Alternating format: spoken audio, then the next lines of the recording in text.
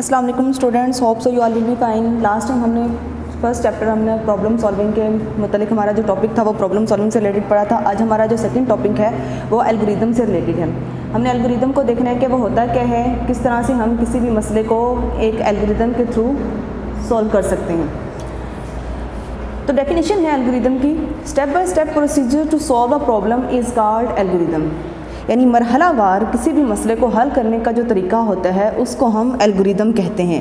ये आपके finite number of steps पर मुश्तमिल होता है, यानी ऐसे नंबर जो महदूद हों इनके ऊपर मुश्तमिल होता है, और ये आपकी नेचुरल लैंग्वेज में लिखा जाता है, इंग्लिश लैंग्वेज में, जिसको समझना आसान होता है। तो इट इज़ ईज़िली भी अंडरस्टैंडेबल बाय अदर पीपल्स, यानी इसको कोई कॉमन पर्सन भी ईज़िली इसको समझ सकता है कि एल्गोरिदम क्या लिखा हुआ है। उसके अलावा हम जो है वो डिफरेंट स्टेप्स लेते हैं किसी भी एल्गोरिदम को सॉल्व करने के लिए, जिसके अंदर हमने सबसे पहले इनपुट देना होता है। You know as very well, anything given to the computer वो आपका इनपुट होता है। उसके ऊपर आप लोगों ने फिर प्रोसेसिंग करनी होती है।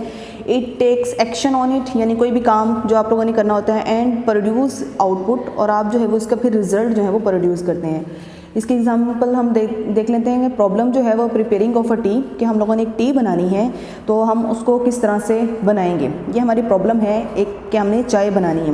हमारा जो फर्स्ट स्टेप है वो है स्टार्ट, यानी जो भी किसी भी काम को जब हमने करना होता है तो हमारा उसका पहला जो स्टेप होता है वो स्टार्ट होता है। एल्गोरिदम के जो दो मेजर स्टेप्स हैं, एक तो स्टार्ट है और दूसरा एंड। तो हमारा जो पहला स्टेप है वो स्टार्ट है।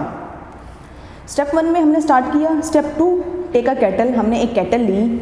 स्टेप 3 के अंदर हमारे पास pure water in a kettle, हम लोगों ने जो है वो कैटल में पानी डाला।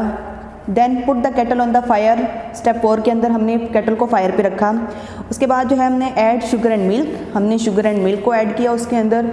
वेट टिल इट बॉयल, इतना इंतज़ार करना है जब तक आपका जो पानी है वो बॉयल होना स्टार्ट हो जाएगा। देन स्टेप 7 के अंदर क्या करना है, व्हेन द स्टार्ट बॉइलिंग, जब आपकी बॉइलिंग स्टार्ट हो जाती है, remove the cattle from the fire. तो हम कैटल को जो है वो फायर से रिमूव कर देते हैं, आग से उसको रिमूव कर देते हैं, क्योंकि हमारी जो चाय जो है वो रेडी हो चुकी होती है। देन हमारा जो एल्गोरिदम जो है वो उसके बाद एंड हो जाएगा। ये जो आपको एल्गोरिदम दिखाया गया है, एल्गोरिदम जो आपको ये देखें कि फाइनाइट नंबर ऑफ़ स्टेप्स पर मुश्तमिल है, यानी कि महदूद नंबर्स हैं टी बनाने के लिए, प्रिपेयरिंग अ टी के लिए। ये आपके स्पेसिफिक ऑर्डर्स में है, यानी आपने ये सारा काम एक तरतीब से करना है। एक और चीज़ जो आप लोगों का द वर्ड एल्गोरिदम है वो अरबिक साइंटिस्ट मोहम्मद इब्न मूसा अल ख्वारिज़मी से जो है वो ड्राइव किया गया है। ये आप लोगों का जो है एल्गोरिदम का वर्ड। नेक्स्ट जो है वो हम role of algorithm in problem solving पढ़ेंगे कि रोल किसे कहते हैं, क्या किरदार है किसी भी मसले को हल करने के लिए हमारे पास एल्गोरिदम क्या किरदार अदा करता है। सबसे पहले तो हमें प्रॉब्लम के बारे में पता होना चाहिए कि हम जो है वो प्रॉब्लम क्या है उसको समझना ज़रूरी है। देन हम उसका एक फ़्लो चार्ट बनाते हैं। Flow chart means graphical representation of anything, यानी भी किसी भी चीज़ को आपने तस्वीरी शक्ल में जो बनाना होता है वो आपका फ़्लो चार्ट होता है। देन आप उसके ऊपर एल्गोरिदम लिखेंगे, यानी step by step procedure to solve a problem, यानी मरहलावार आप लोगों ने स्टेप्स जो है वो राइट डाउन करने होते हैं। देन आपने फिर उस एल्गोरिदम को एक कंप्यूटर प्रोग्राम के अंदर कन्वर्ट करना होता है, यानी कंप्यूटर प्रोग्रामिंग लैंग्वेज कोई भी हो सकती है आपकी, उसके अंदर आप उसको पूरे कंप्यूटर प्रोग्राम को जो है वो कन्वर्ट करते हैं, और इस तरह से आप फिर उसका अपने जो है प्रॉब्लम है उसका सलूशन जो है वो फाइंड आउट करते हैं। उसके बाद जो नेक्स्ट स्टेप है वो notation for formulation of N algorithm. ठीक है, आप लोगों ने एल्गोरिदम की जो तश्कील करने के लिए हमारे पास जो अलामात होती हैं वो कौन कौन सी होती है, यानी कहाँ से आपने स्टार्ट करना है, क्या क्या काम आप लोगों ने इसमें करने हैं, क्या इनपुट करना है, और इसका फिर आपके पास क्या आउटपुट आता है, ये सारी चीज़ें हम लोग इसके अंदर देखेंगे।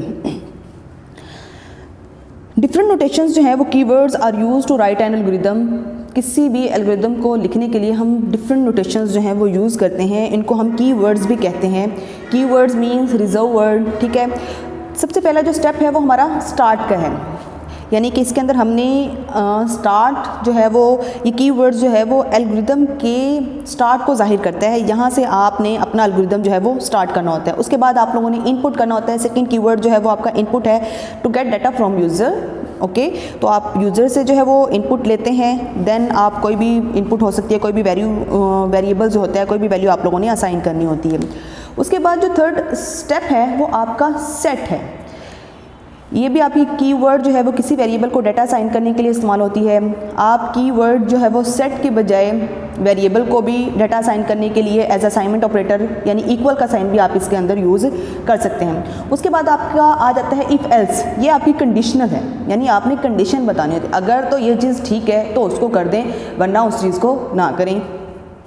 आपका इफ़ एल्स कीवर्ड जो है वो इफ़ और एल्स के टू वे डिसीजन मेकिंग बनाने के लिए आप इसको यूज़ करते हैं। ये आपके टू पार्ट्स पर कंसिस्ट होता है, एक तो इफ़ पार्ट है, सेकंड जो है वो आपका एल्स पार्ट है। फॉर्मेट जो है वो इफ़ एल्स का, इफ़ कंडीशन, अगर तो आपकी कंडीशन ट्रू होती है देन आपने स्टेटमेंट ऑफ इफ़ पार्ट आप लोगों ने प्रिंट करना है, यानी फिर आपने इफ़ का जो काम है वो करना है, एल्स का पार्ट नहीं करना।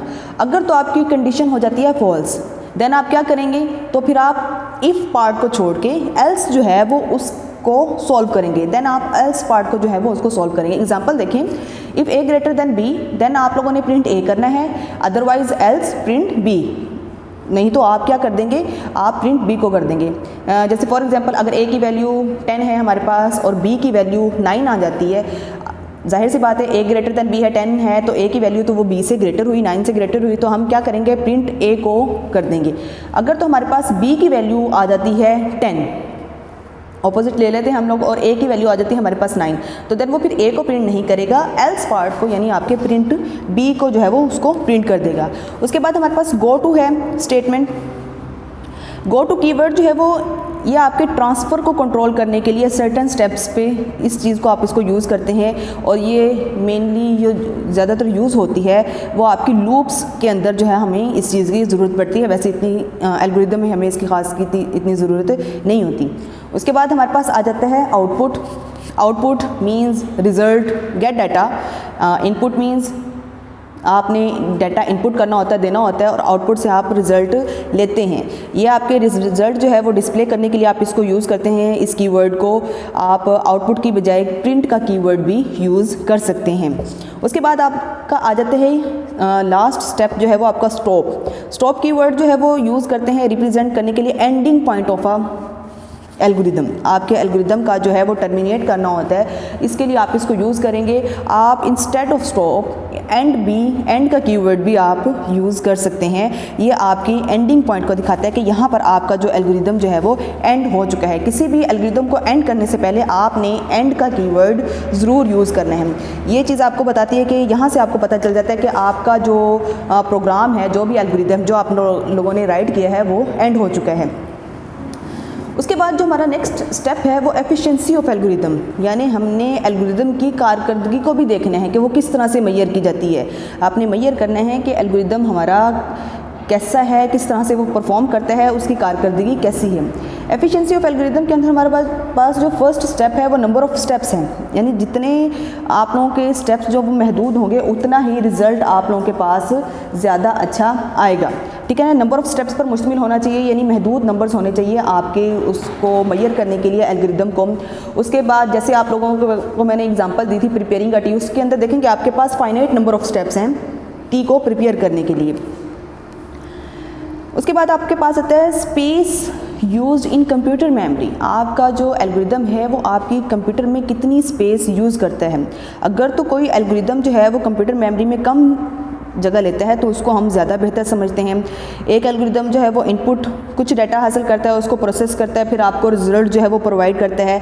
इसी तरह इनपुट डाटा और जो प्रोसेसिंग के रिजल्ट्स होते हैं वो कंप्यूटर की मेमोरी में आपके स्टोर कर देते हैं। तो एल्गोरिदम के ज़रिए जो आपकी चीज़ें जिन 3 चीज़ों पर डिपेंड करती हैं कि space is use in computer memory how, तो इनपुट डाटा है आपका, फिर प्रोसेसिंग रिजल्ट्स हैं, एल्गोरिदम के स्टेप्स जो हैं वो नंबर ऑफ़ स्टेप्स आप लोगों ने कितने बताने होते हैं, और ये भी मुमकिन हो सकता है इसके अंदर कि आप लोगों के जो नंबर ऑफ़ स्टेप्स हैं वो ज़्यादा हों लेकिन वो कम मेमोरी इस्तेमाल करती हों, क्योंकि वो कम मेमोरी की सूरत में इस्तेमाल करेंगे। वो इस सूरत में होता है कि अगर हम उसके अंदर डाटा जो है वो कम लिखते हैं।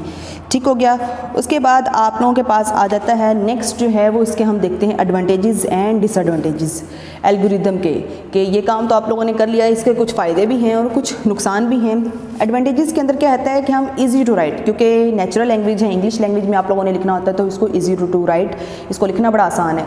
Helps to understand a problem, जाहिर सी बात है फिर इसके अंदर हमारे पास जो मसला है उसको समझने में हमारी मदद करता है। Computer program can easily prepared, हम जो कंप्यूटर प्रोग्राम जो है वो उनको हम आसानी से बना सकते हैं, यानी उनको हम अपनी मर्ज़ी के मुताबिक उसको तैयार कर सकते हैं। ये इसके कुछ एडवांटेजेस हैं। उसके बाद आ जाते हैं हमारे पास इसके disadvantages. Can not easily observe, हम जो है वो एल्गोरिदम जो है वो उसका इजीली ऑब्जर्व नहीं कर सकते, क्योंकि वो एक राइटिंग में लिखा होता है ना, स्टेप्स के अंदर लिखा होता है। जो चीज़ तस्वीर से ज़्यादा अच्छे से समझ आती है वो लिखे हुए हमें जल्दी से उसको हम समझ नहीं सकते, तो इसको ऑब्जर्व करना थोड़ा डिफ़िकल्ट होता है। डिफ़िकल्टी मॉडिफाई, अगर इसके अंदर कोई मिस्टेक हो जाती है हमसे तो उसको चेंज करना जो है वो मॉडिफाई करना वो डिफ़िकल्ट होता है। उसके बाद है usage of go to statement makes difficult to identify errors. आपकी जो गो टू की स्टेटमेंट जो है वो आपके एरर्स को आइडेंटिफाई करने में थोड़ी सी मुश्किलात पैदा करता है इस चीज़ के लिए। तो ये इसके एडवांटेजेस हैं, डिसएडवांटेजेस हैं। उसके बाद आप लोगों ने ये सारा काम कर लिया, उसके बाद आपने टेस्ट भी करना है एल्गोरिदम को। ये भी ज़रूरी है कि आपने जो एल्गोरिदम बनाया है वो ठीक है भी या नहीं है। तो testing of algorithm is also measured in this topic. तो आप लोगों के टेस्टिंग ऑफ एल्गोरिदम में है the process to test whether the written algorithm solve the problem correctly और नॉट। ऐसा अमल जिसमें आपके लिखे गए एल्गोरिदम को टेस्ट किया जाता है कि आया कि ये प्रॉब्लम को दुरुस्त तरीके से हल करता भी है या नहीं करता, ये आपकी टेस्टिंग ऑफ एल्गोरिदम कहलाती है। अगर एल्गोरिदम जो है वो आपके प्रॉब्लम का दुरुस्त सलूशन आपको नहीं दे रहा तो इसका मतलब है कि आपके एल्गोरिदम में कुछ मिस्टेक्स हैं, आपने उन मिस्टेक्स को, उन एरर्स को रिमूव करना है। ठीक है, तो टेस्टिंग के दौरान हमें एल्गोरिदम जो है, एल्गोरिदम में मौजूद गलतियों का हमें पता चलता है, उन एरर्स को हम आइडेंटिफाई करते हैं, देन हम फिर उसको रिमूव कर देते हैं। उसके बाद है इंपॉर्टेंस ऑफ टेस्टिंग, यानी इसकी अहमियत भी बतानी है। Testing of an algorithm is very important to verify its accuracy. It helps to detect and remove errors in the algorithm. It helps also to improve the quality of the solution of the problem. यानी आपकी जो मसले हैं उनकी quality को भी improve करता है प्रॉब्लम के। और एल्गोरिदम जो है वो प्रैक्टिकली आप इम्प्लीमेंट करते हैं, अगर तो कोई एरर नहीं आता तो आप फिर इसका जो है वो करेक्ट रिजल्ट जो है वो प्रोवाइड करते हैं। फॉर एग्जांपल यहाँ पर एक एग्जांपल है, a car is delivered to a customer after its completing testing before launching a new car in the market. Its testing is performed with a robot driver who hits the car with a wall. एक car जो है वो test के लिए आप भेजते हैं, customer को देते हैं। उसको देने से पहले आप क्या करते हैं कि मार्केट में जब भी कोई न्यू कार लॉन्च होती है या कोई भी नई चीज़ आप उसको लॉन्च करते हैं, सबसे पहले उसको टेस्ट करते हैं। जब तक आप उसको टेस्ट नहीं करेंगे तब तक आप किसी भी कस्टमर को वो चीज़ प्रोवाइड नहीं कर सकते। तो इसके लिए आप उसको टेस्ट करते हैं। आफ्टर टेस्टिंग आप वो चीज़ जो है वो उस कस्टमर को प्रोवाइड करते हैं। तो इसी के अंदर ये है कि कार को आप एक रोबोट ड्राइवर से टेस्ट करवाते हैं, आया कि इसको चेक करने के लिए कि इसके एयर बैग्स जो हैं वो सही तरह से काम करते हैं, सिक्योरिटी सिस्टम इसका बेहतरीन है या बाकी कोई फंक्शन है उनमें कोई मिस्टेक तो नहीं है। तो इस किस्म की टेस्टिंग्स जो है वो उस कार के मयार को बेहतर बनाने में हमारी मदद देती है। यानी इस तरीके से हम उसको बड़ी इजीली जो है वो चेक कर सकते हैं। तो ये था आपका एल्गोरिदम का टॉपिक। इंशाल्लाह हम नेक्स्ट टॉपिक के साथ मिलेंगे। तब तक के लिए अल्लाह हाफिज़।